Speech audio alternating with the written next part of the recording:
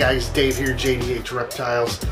Today we're going to do another like a species spotlight, and it's going to be based on the Amazon tree boa, or Corallus hortulanus, if I'm saying that correctly.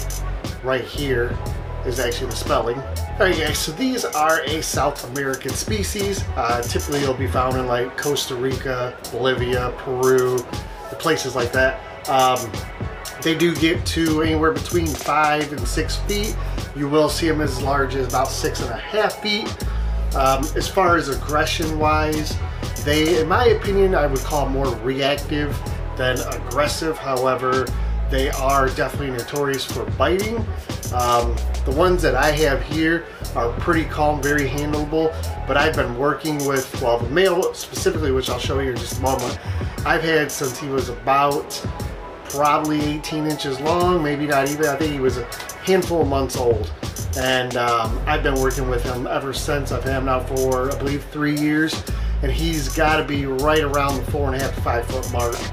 A very, very thin species, probably the size of a large Sharpie, you know, maybe like thumb size in the largest part of the body. But they do get pretty long, got a very long tail section, and that's something we'll talk about as well. Alright guys, so this is my male Amazon tree boa. He is what I would call a garden phase. This is like the thickest portion of his body.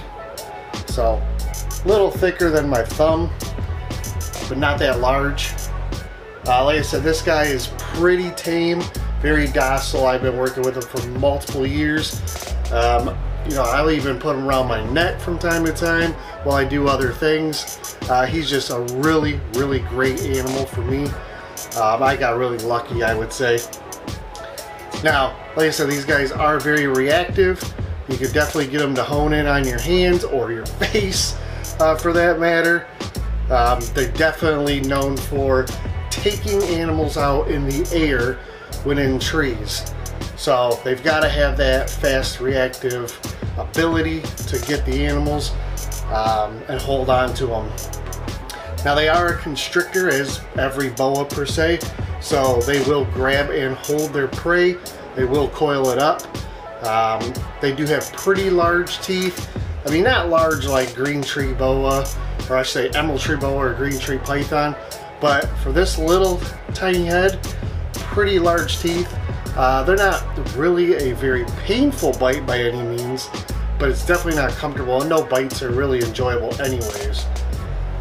So as you see, this guy is just curled up on my hands, kind of perched like if I was a tree branch.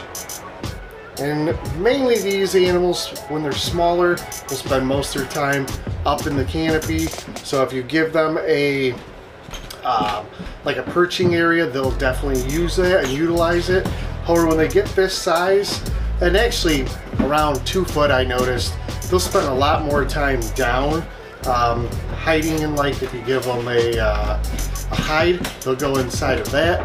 They'll stay down on the bottom of the enclosure and do that more often than up in the air.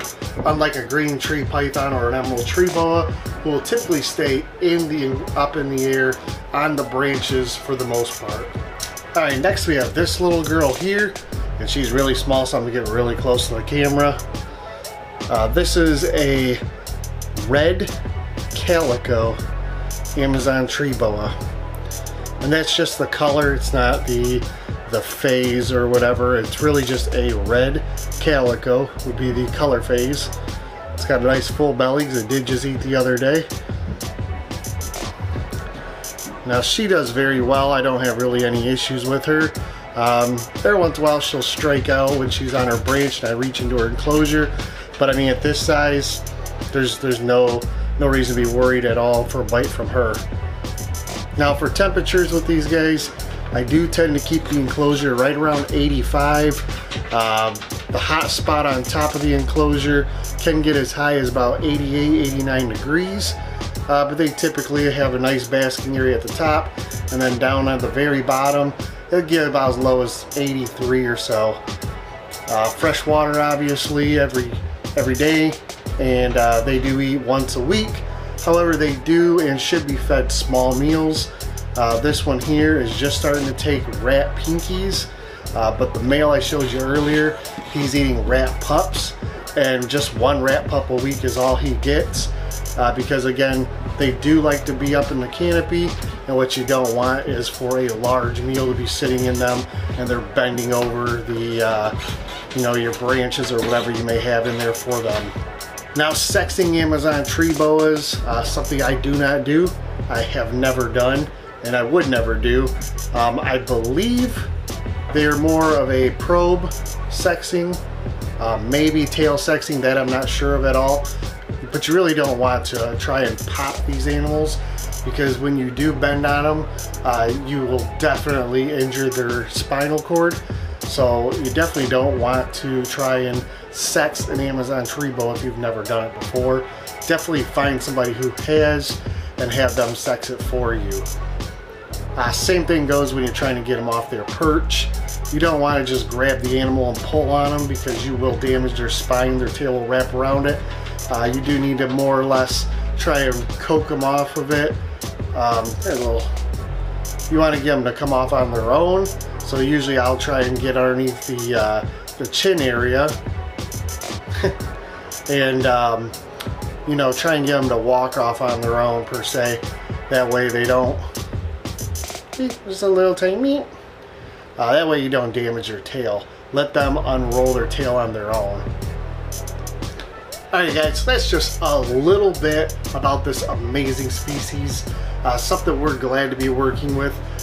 Unfortunately, I wish our male had been a female. That way down, you know, we'd be closer to breeding, but that's fine. We got amazing female. She'll be good to go in a couple years, and at that time, we'll put them together and try and produce our own Amazon tree boas here. So if you guys have any questions, go ahead and leave them below. I myself am not super well versed with Amazon tree boas. However, I've done quite a bit of research. It's something I've wanted to keep for really about 15 years. So when I got the opportunity to get them, I started to get a couple, and it's just something I'm slowly starting to work with. Like I said, I've had him for 3 years, but it's really been more just me handling, working with them, and trying to get that kind of trust relationship. That way I don't have to worry about reaching in there to clean his enclosure and getting nailed. It just doesn't happen. So thanks again guys, appreciate your time. I'll make sure to swing back here in a couple days. Of course, we do videos on Tuesdays and Fridays and live on Wednesday. If you have any questions, leave them below. And until next time, make sure to like, share, and subscribe, and we'll talk to you on the next video.